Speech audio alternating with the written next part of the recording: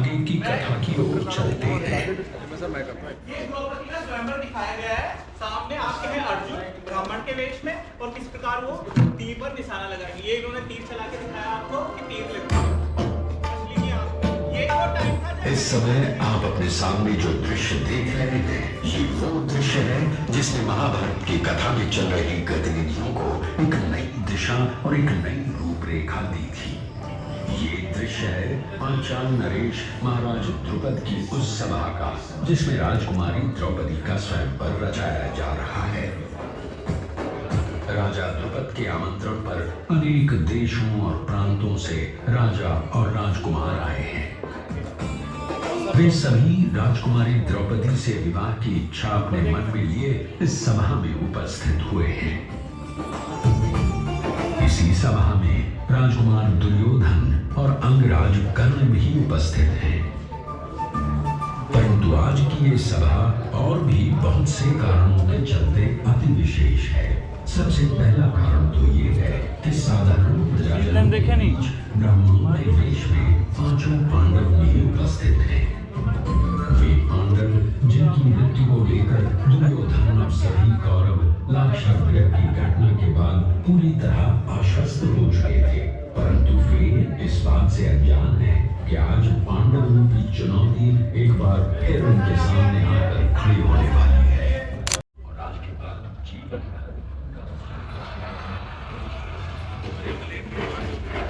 इन पासों का उपयोग करके शकुनी ने युधिष्ठिर को बार बार हराया, जिसमें पांडव अपना राज्य, धन और अंततः स्वयं को ही हार गए।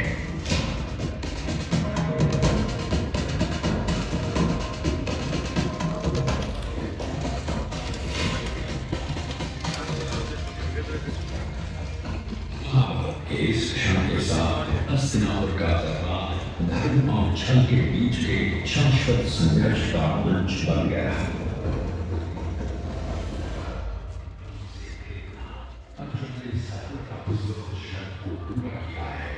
आइए आगे की कथा की ओर चलते हैं। अभी सब इस साइड आ जाइए।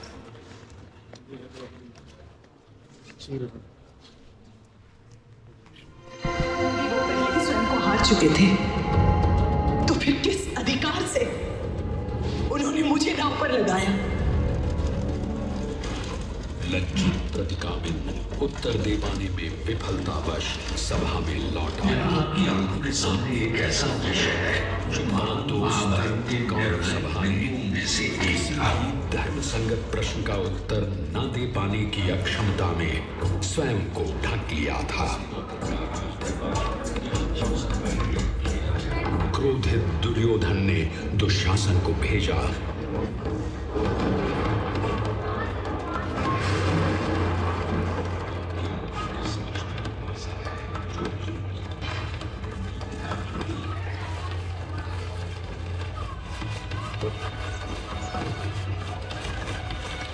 और फिर द्रौपदी खींचकर सभा में लाई गई।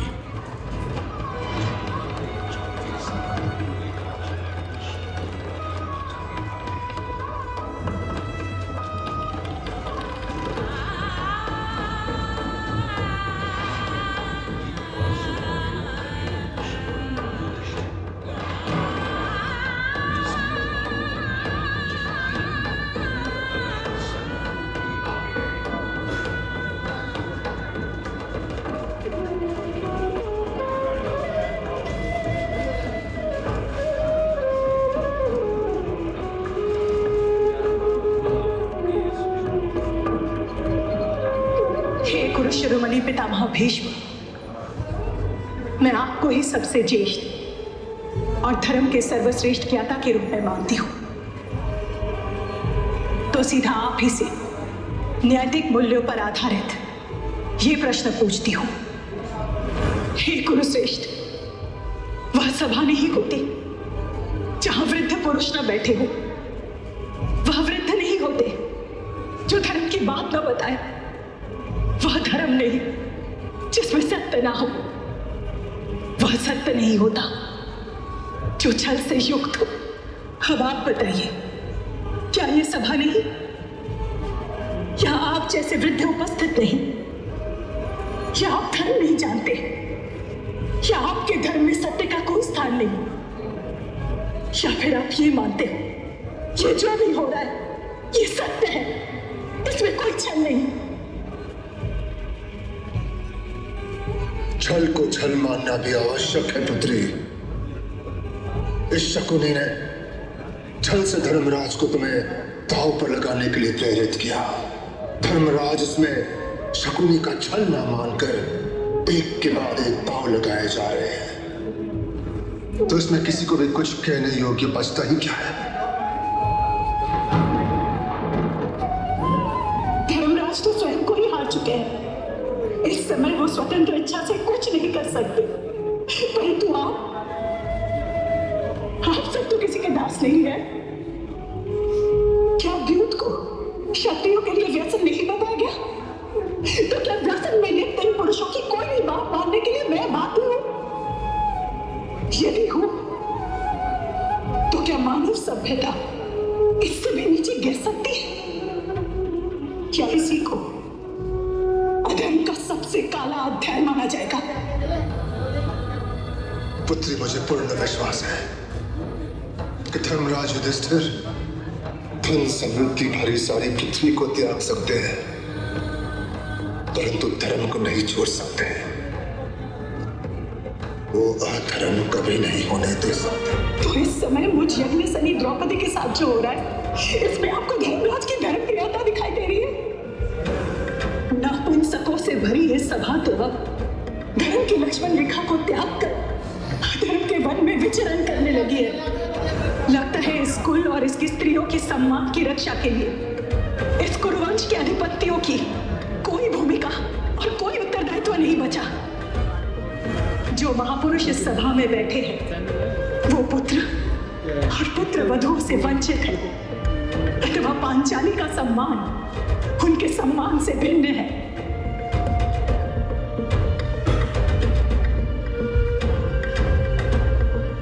लगता है जिन मूल्यों पर आपका ये भरत वंश खड़ा था वो सब नष्ट हो चुके हैं। हे गोविंद, हे कृष्णा, आज अरे देख तो लेने दे, बंद कर दे मेरे लिए। और तुम्हारी मित्रता था। आपको अगर आप देखना आप तुम्हारी प्रतिबद्धता की परीक्षा है नारियों के प्रति नारायण के निर्णय की।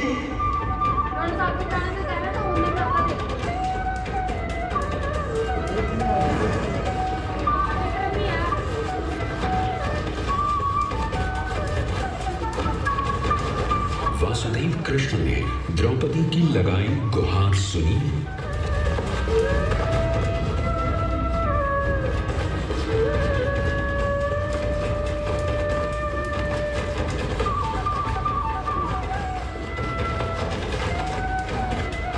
और अव्यक्त रूप से वहां पहुंचकर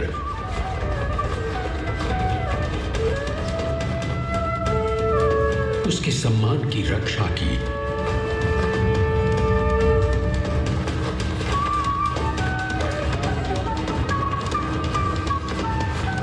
कौरवों के अहंकार का नाश किया।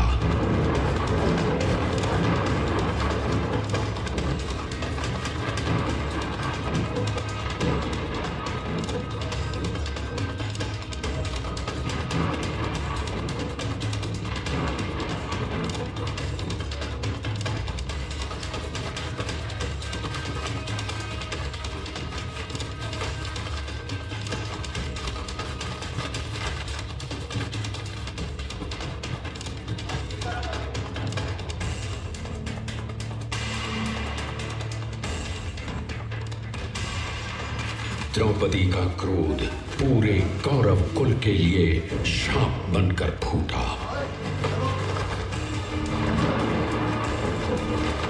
दुशासन सुन और दुर्योधन अपने सभी भाइयों के साथ, संबंधियों और मित्रों के साथ तू भी सुन। अपनी श्रेष्ठता खो चुके इस श्रेष्ठ कुल के सभी पुरुष सुनो।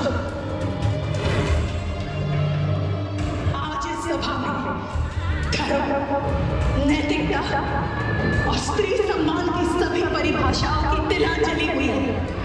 अब विनाश होगा, ऐसा विनाश जो आज से पहले मानव इतिहास में कभी नहीं देखा होगा। हार के परिणाम स्वरूप पांडवों और द्रौपदी को 12 वर्ष के वनवास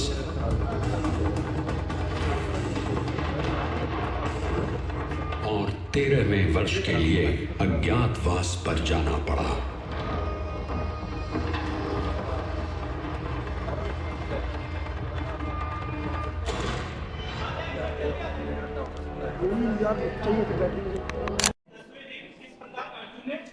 भीष्म के लिए सैया बनाई थी तीरों से।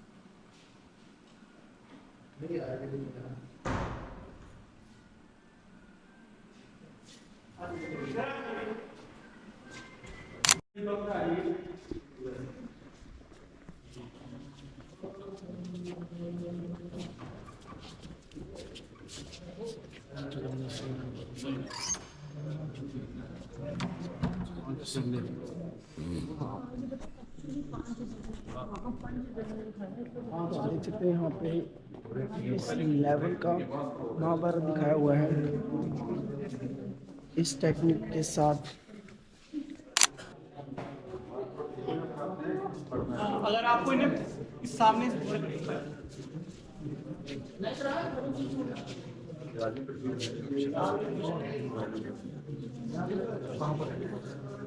ये सामने आपके शंख है कृष्ण जी का पंचजन्य।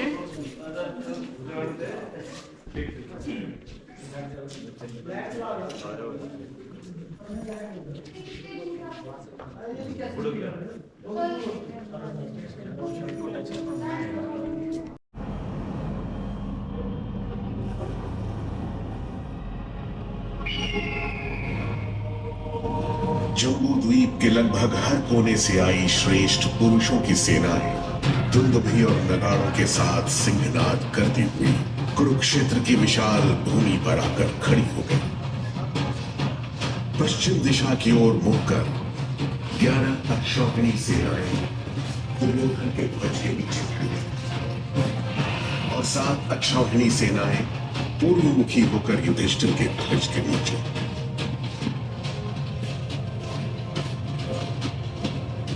संख्या बल तो निश्चित ही दुर्योधन की ओर था, परंतु धर्म के बल में युधिष्ठिर का पलड़ा भारी था। उन दो विशाल सेनाओं के बीच सबसे दिव्य तेज लिए पार्थ सारथी बनकर खड़े थे। इस महासमर के सबसे महत्वपूर्ण स्तंभ, जिनकी विराट दैवीय कल्पना का ही परिणाम था, महाभारत, स्वयं वासुदेव श्री कृष्ण।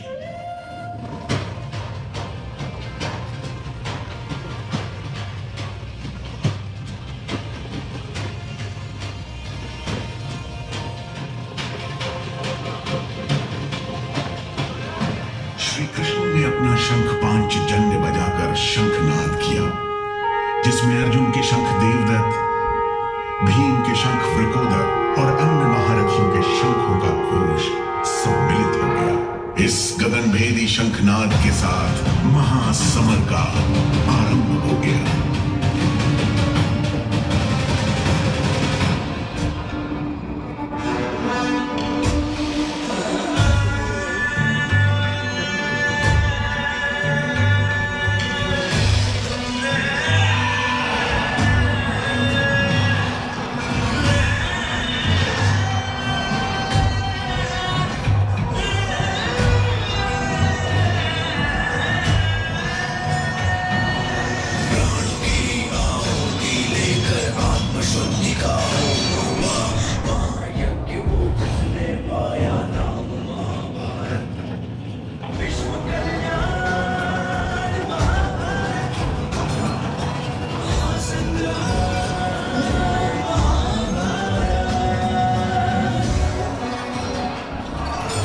पहले दिन का युद्ध आरंभ हुआ।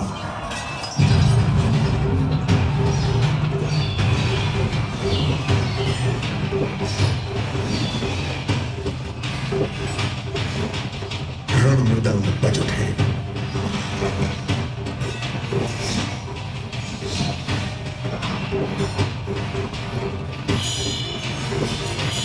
दसों दिशाओं में अस्त्र शस्त्रों का शोर गूंज उठा।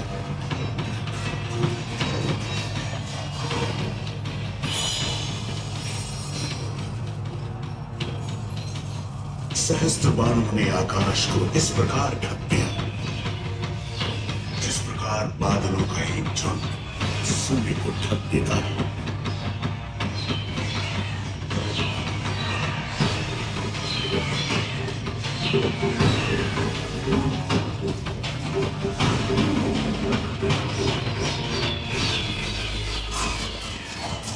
पहला रक्त बहा पांडव का, उत्तर श्वेत विदेह हुआ और दिखाने लगा दुखद परिणाम महाभारत।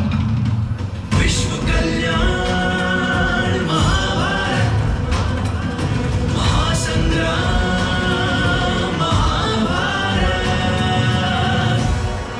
युद्ध अपनी गति से आगे बढ़ रहा था, परंतु तीसरे दिन तक भी अर्जुन न तो पितामह भीष्म की गति को रोक पा रहे थे और न ही कृष्ण की अपेक्षा के अनुरूप अपनी धनुर्विद्या का प्रभाव दिखा पा रहे थे। पितामह भीष्म पांचों भाइयों में से किसी का वध न करने का प्रण निभा रहे हैं, फिर भी हमारे और विजय के बीच अचल दुर्ग बनकर खड़े हैं। अब इस दुर्ग का ढह जाना आवश्यक हो गया है। विजय तभी मिलेगी जब हम उनके अपने ही वचनों से राह निकालें। कृष्ण और समस्त पांडव दल ने मौन और आदर भाव से पितामह के शिविर में प्रवेश किया। प्रणाम पितामह। पितामह, आपके रहते हुए विजय की ओर बढ़ पाना असंभव है। न बाहुबल साथ दे रहा है, न मनोबल। तो एक ऐसा संयोग उत्पन्न करो कि मैं स्वयं अपने शस्त्र नीचे रख दूं। मात्र उसी क्षण में जो भी योग्य होगा वो मुझे परास्त कर सके, अथवा मुझे परास्त करना असंभव है। तुम्हारी सेना में शिखंडी है द्रुपद पुत्र, यदि वो अग्रिम पंक्ति में हो तो मैं उस पर शस्त्र नहीं उठाऊंगा, स्वयं शस्त्र भूमि पर रख दूंगा। तुम्हारी विजय का द्वार उसी क्षण खुलेगा। एक युगांतकारी प्रभात अब समीप था। सूर्य 10वें दिन का निकला, मन में एक निश्चय लिए। सूर्य 10वें दिन का निकला, मन में एक निश्चय लिए। रण में अर्जुन आए आगे, पर शिखंडी को किए।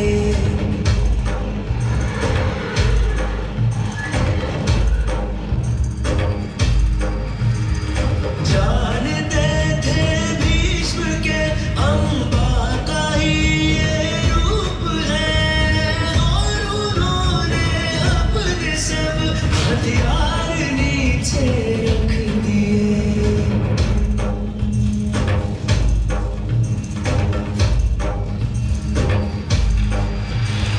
सैकड़ों बाणों की वर्षा करके अर्जुन ने कभी एक शैया से बनाकर भीष्म स्थापित कर दिया। सैकड़ों बाणों की वर्षा करके अर्जुन ने कभी एक शैया से बनाकर भीष्म स्थापित कर दिया। पितामह भीष्म का धराशायी होना केवल एक योद्धा का पतन नहीं था, ये कुरुक्षेत्र में धर्म के स्तंभ टूटने जैसा था, क्योंकि इसके बाद इस रणभूमि में धर्म केवल स्मरण की वस्तु रहने वाला था, अनुसरण की नहीं।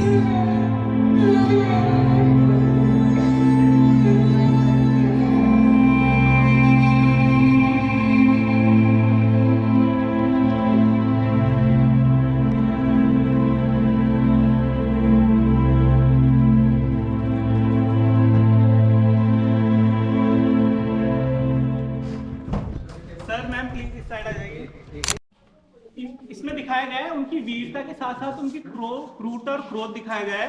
किस प्रकार उन्होंने युद्ध के अंतिम दिन पांडवों के सभी पुत्रों का वध कर दिया था रात में, साथ ही साथ अभिमन्यु के आजन्म पुत्र पर भी ब्रह्मास्त्र से वार किया था, जिसके कारण कृष्ण ने उन्हें श्राप दिया था। लाइक किया लाइक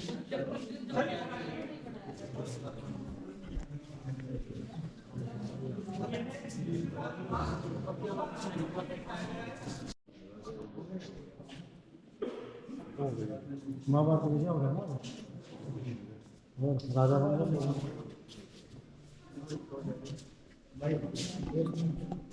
युधिष्ठिर ने अभिमन्यु के पुत्र परीक्षित को गद्दी पे बैठाया और खुद अपने सभी भाइयों के साथ और द्रौपदी के साथ स्वर्ग की ओर प्रस्थान किया। ये हिमालय का वो दिखाया गया है जिस प्रकार वो स्वर्ग की ओर गए थे। आ जाइए सब, स्वर्गलोक आ जाइए।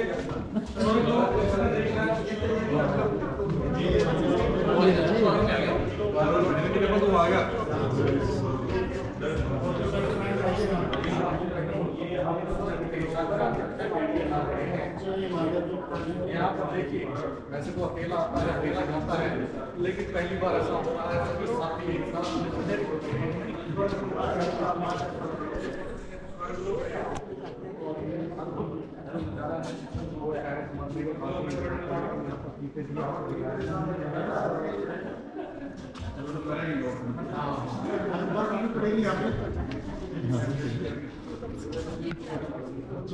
को अंदर लेके नहीं आ सकते। तो तब युधिष्ठिर कहते हैं कि इसने पूरे रास्ते मेरा साथ दिया है, अगर आप इसको भीतर नहीं आने दोगे तो मैं भी नहीं जाऊंगा। तभी वो खुद अपने असली रूप पे आता है, वो यमराज होते हैं, वो उनकी परीक्षा ले रहे होते हैं। तो इस प्रकार युधिष्ठिर को अंतिम दिन तक परीक्षा देनी पड़ी। हम लोग भी स्वर्ग में चलते हैं। भैया तूने तो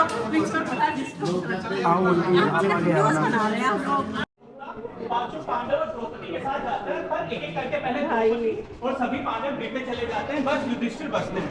ये है स्वर्ग का द्वार। ये स्वर्ग का द्वार है जहाँ युधिष्ठिर को रोका जाता है कि आप इस कुत्ते को अंदर लेके नहीं आ सकते। तो तब युधिष्ठिर कहते हैं कि इसने पूरे रास्ते मेरा साथ दिया है, अगर आप इसको भीतर नहीं आने दोगे तो मैं भी नहीं जाऊंगा।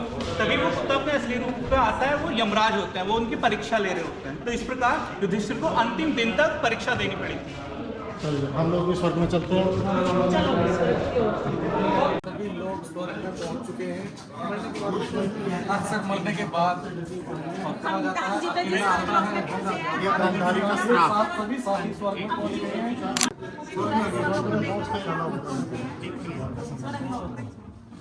ये है गांधारी का श्राप। कृष्ण को श्राप दिया था। इस प्रकार इस श्राप की वजह से पूरी द्वारिका जलमग्न हो गई थी द्वारिका। अरब सागर में ये है द्वारिका।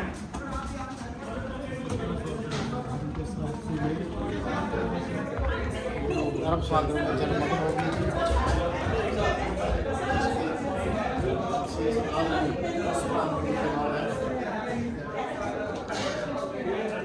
चलो भाई हो गया।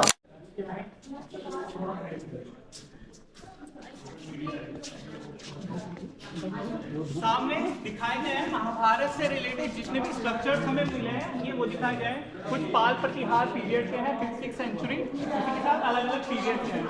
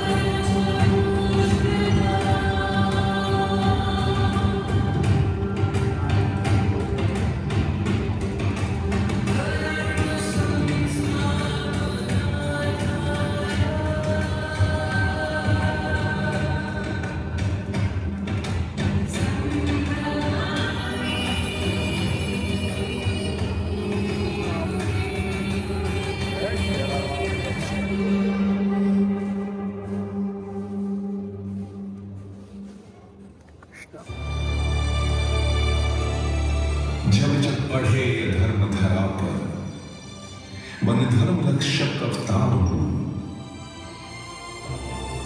तुम्हारे प्रत्येक पथ में प्रकाश बनूं, मैं दिव्य आशीर्वाद का आधार हूं।